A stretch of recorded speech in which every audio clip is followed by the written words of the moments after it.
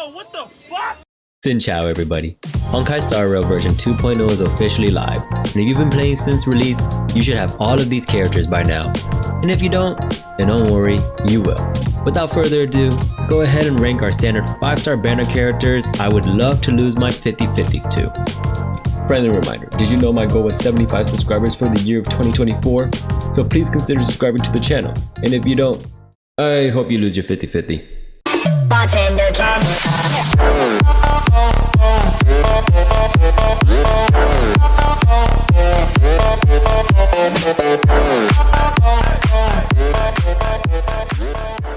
Kono bangumi wa Goron no sponsor no tekyo de okurashimasu.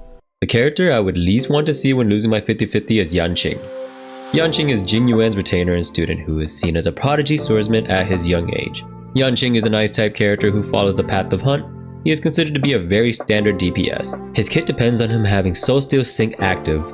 While in this state, it increases Yanching's total damage output by boosting his crit rate and crit damage, grants Yanching a chance to perform follow-up attacks, and decreases his chances of being targeted for attack. Yanching's talent's biggest weakness lies in him taking damage, disabling Soul Steel Sync's activation, which forces you to have preservation units on your team, locking up a party slot for potential sub-DPS or support characters. Because most enemies do AoE attacks or sometimes are immune to taunt in today's content, you can find yourself missing out on dealing decent damage to your enemies. This is why I have Yanching ranked the lowest. And something about Shotacons who are hyped up and associated with Ice Element just always seems to disappoint me.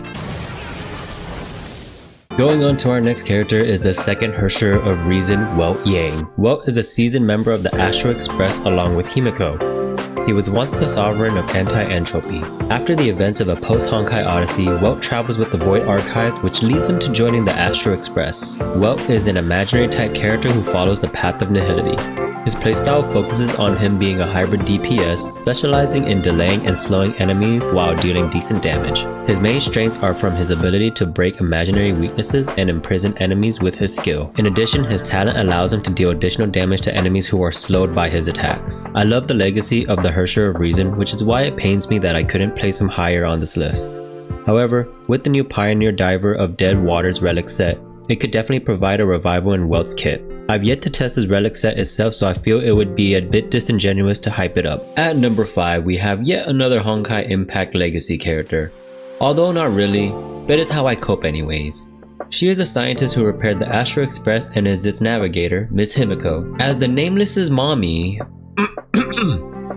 leader, Himiko leads them, traveling the stars in the name of Akivili and the path of the Trailblaze. Himiko is a fire type character who follows the path of erudition. Her playstyle has gone through a myriad of upgrades as more content released, such as the Ash Blazing Grand Duke relic set and when Topaz was introduced. Himiko primarily serves as a main fire DPS unit, enabling her to mow enemies down with her AoE attacks. Her kit is reliant on inflicting weakness break, which initiates on her talent, Victory Rush, allowing for AoE follow-up attacks. Himiko allows for a variety of team comps such as hyper carries, follow-ups, and burn teams. While Himiko is great for crowd clearing, due to her damage scaling she falls short when dealing with single target enemies or bosses. I've gone through the loss of one Himiko, and I can't imagine going through the loss of another. So, please just leave her alone, Hoyoverse. I'm being serious. Please leave her alone. At number 4, we have the Vidyara's High Elder Bailu. She is referred to as the healer lady of the Xianshou Laofu due to her prescribing unique medicines and treatments. Bailu is a lightning type character who follows the path of abundance. Bailu's kit is primarily focused on healing your allies through her ultimate Felicitous Thunderclap and her talent, Gourd Full of Elixir. Her ultimate heals all your allies and applies Invigoration to them. Through your talent's ability, Invigoration allows your ally to recover HP when they take damage, and if they are dealt a killing blow once per battle, they will instead be healed by Bailu while they are invigorated. Even though Bailu is a great healer, she does not cleanse debuffs, so you will have to compensate by equipping a good light cone, relying on another unit who can cleanse, or building high effective resistance. Due to the lack of cleanse in her kit, and her skill not being a reliable source of healing, she fell short of the next character on this list. Which brings us to Japar. Japar is the captain of the Silvermane Guards and the brother to Serval and Lynx. Japar serves as the shield of Belobog, defending and maintaining his peace.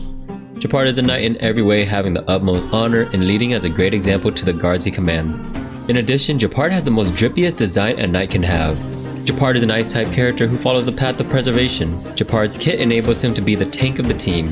Japar's ultimate, Enduring Bulwark, is his primary way of providing your team shields and survivability. In addition to his ultimate, Japar's talent, Unyielding Will, allows for him to survive a killing blow once per battle, further ensuring your team's safety. Japar is an extremely low investment character who yields great results as a standard 5-star. He is extremely easy to build, for all you need is defensive stats to increase your shield's durability, and you can choose to prioritize only leveling up his ultimate's trace levels. Japar has saved me from tough situations quite often, and he didn't cost me an arm and a leg to build. For that, it earned him the 3rd spot on this list. With our next 2 characters, I kept switching them back and forth, but it finally boiled down to Brona coming in as our runner-up. Brona is the Supreme Guardian of Belobog and commander of the Silvermane Guards. While her aura is that of a princess, she is an incredibly capable soldier.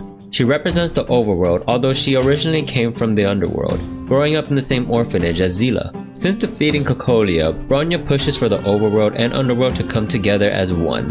Brona is a wind type character who follows the path of harmony.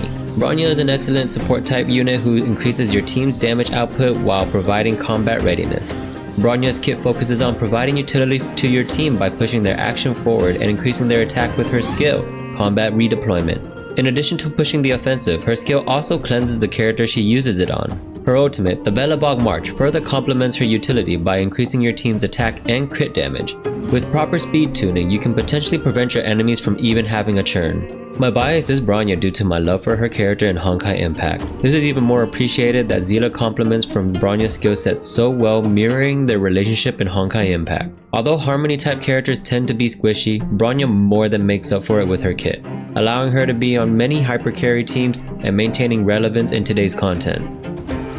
Finally, the character I think is the best standard 5-star is Svarog and Clara. Clara is a young girl with no past who lives in the robot settlement of the underworld. She wishes for the humans and robots of the underworld to be a family. Clara is a physical type character who follows the path of destruction. Clara's kit is centered around her counter mechanic. Clara's talent, because we're family, allows Clara to take less damage. When Clara is attacked, Svarog will place a markup counter on the enemies and launch a counter attack. Clara's ultimate, Promise, not Command, increases her chances of being attacked while increasing her damage reduction.